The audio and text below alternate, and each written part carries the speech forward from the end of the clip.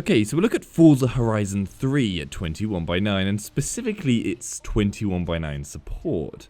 Now, this more light-hearted driving game really is a blast, and it sets you out in Australia to just scream around the beautiful countryside and cities in an attempt to look as good as you can, more so than actually caring about winning. Well, that's what they say, but winning is still more important in my book. Anyway, thanks to Quantum Break and other Windows Store exclusive titles, I was initially apprehensive about the ultra-wide support here, but I can happily tell you it is very good. Now, before I continue, if you want to hear my thoughts on the gameplay, then check out my video on my thoughts of the game, either over on my channel or just check the description, the link will be there. So the 21:9 support is thankfully native. It correctly displays more on the sides of the screen whilst you drive around and whilst in any of the POV points. There are no lighting or pop-in issues or anything that I could see, and it is really a beautiful game at 21:9. And thankfully, the HUD sticks to the sides of the screen neatly out of the way, so you can really see the environment and your car. The main menu is 16:9 with black bars. There are some loading screens that are 16:9 with black bars, but the in-game loading screens are just zoomed to fill the screen. But thankfully, they're beautifully high res, so it actually doesn't matter that they're zoomed in. They look great nonetheless. Screen effects like rain on the lens fills the entire screen space, not cutting off at 16:9 like many titles. The in-game menus are 21:9 with all elements exactly like at 16:9, however the edges are just blurred to show the world behind, and it works well. Finally, the map uses the entire screen space and looks great again, with just the elements stuck at 16:9. Now, the biggest problem with this game, and it's so massively glaring you can't avoid it, are the cutscenes. It tries to be really artsy by showing narrow views of cars and the world, but unfortunately it doesn't extend those views to 21:9, so you're left with varying degrees of 4 black bars surrounding any of the images in the cutscenes. It is really horrendous, and it just doesn't come across well on an ultra-wide screen. It is very disappointing, as the rest of the game is actually pretty damn good when it comes to supporting 21:9, and so I'd love a fix for this, at least just to extend the view to the sides of the screen, instead of us having these massive black bars on the sides and then the ones that you've added on the top and bottom. Now, performance-wise, things do get problematic and complicated.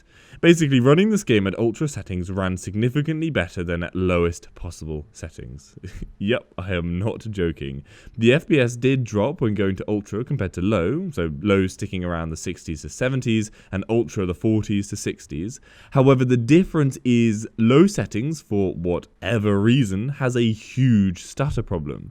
The game just stumbles over itself, so even though it has a higher FPS, it's actually more uncomfortable to play. Yeah, search me, I have no idea how this is possible. Anyway, what I seem to have found is it's all down to anti-aliasing. When I turned anti-aliasing off, I got the stuttering, and with times for MSAA and FXAA, the stuttering stopped. Absolutely mind-blowing how that can happen, but yeah, you can't make it up. Anyway, overall, the game is just horrendous performance-wise. At 3440 by 1440 on a GTX 980 Ti, I could not at any time get a steady FPS, and stuck with high settings just to fluctuate around the 50s to 70s in the end. Just depending on the scene, you really are going to get a completely different frame rate. And that is really what is the problem. Obviously, speed affects FPS. The faster you are going, the lower the FPS. However, the car that you are driving has a notable hit on performance, depending on its details. And the area you're driving in also has a huge impact. Cities, I can't get over 40 FPS, yet in the middle of the desert, I'll be back into the 60s. Now, yeah, I totally expected an FPS boost in the quieter places, but not such a massive disparity. Surprisingly, rain doesn't seem to affect FPS with any kind of significant impact, but yeah, overall, it is just strange. I really do hope they patch all this soon. It hasn't exactly been out long, it's been about 3 to 4 days, so hopefully a patch is on the horizon. No pun intended. Now, I should point out that the reason all this might not look so terrible in the recording is because I'm running a G-Sync monitor, so you don't get any screen tearing, and the screen tearing won't come across in the recording. However, for those of you not using a G-Sync monitor, if you were playing at the same FPS fluctuations, you'd have tearing all over the place, and it would just be unplayable. So that's just something to keep in mind if you are thinking of picking up and you're not thinking that the FPS fluctuations below 60 would be a problem.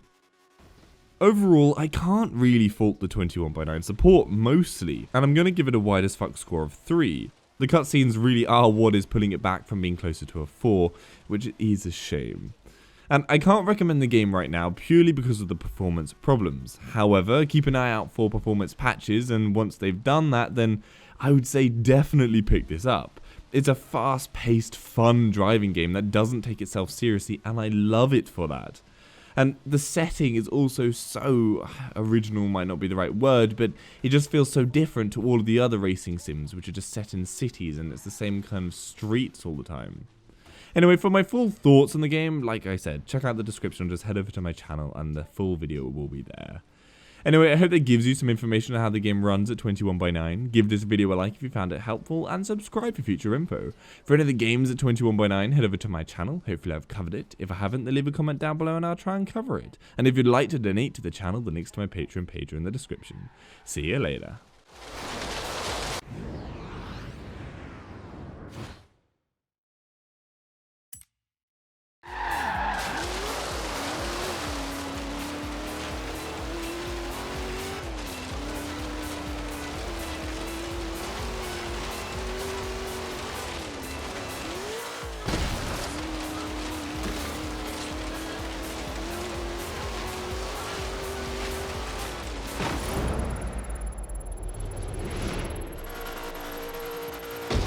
Calculating. Bear left.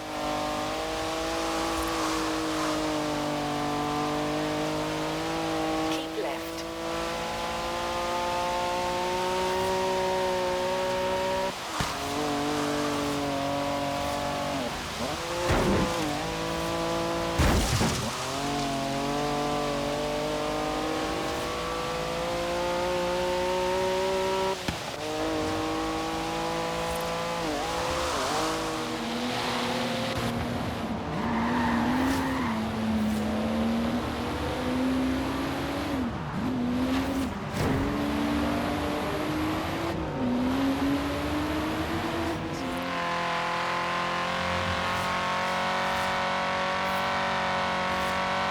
Right.